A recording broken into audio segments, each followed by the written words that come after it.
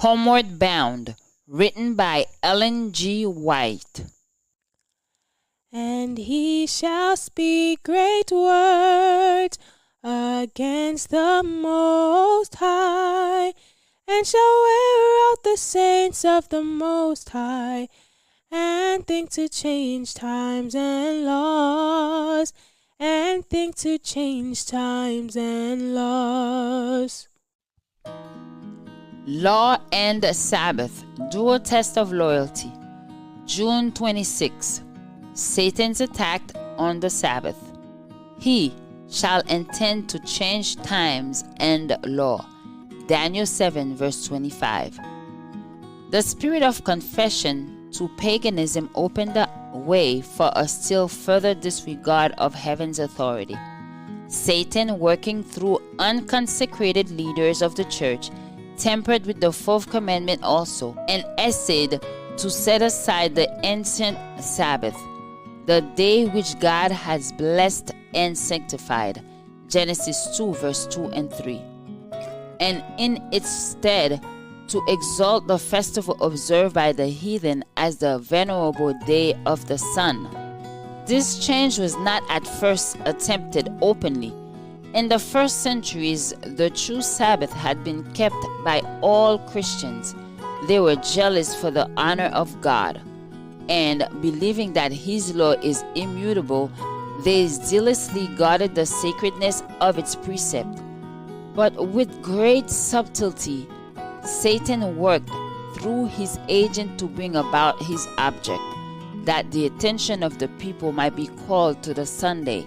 It was made a festival in honor of the resurrection of Christ. Religious services were held upon it, yet it was regarded as a day of recreation, the Sabbath being still sacredly observed. To prepare the way of the work which he designed to accomplish, Satan had led the Jews before the advent of Christ to load down the Sabbath with the most rigorous exactions, making its observance a burden. Now, taking advantage of the false light in which he had thus caused it to be regarded, he cast contempt upon it as a Jewish institution.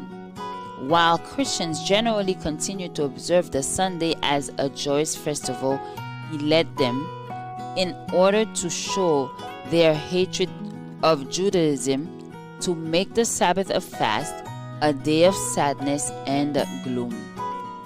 The arch-deceiver had not completed his work. He was resolved to gather the Christian world under his banner and to exercise his power through his vicegerent, the proud pontiff who claimed to be the representative of Christ. Through half-converted pagans, ambitious prelates, and world-loving churchmen, he accomplished his purpose. Vast councils were held from time to time in which the dignitaries of the church were convened from all the world.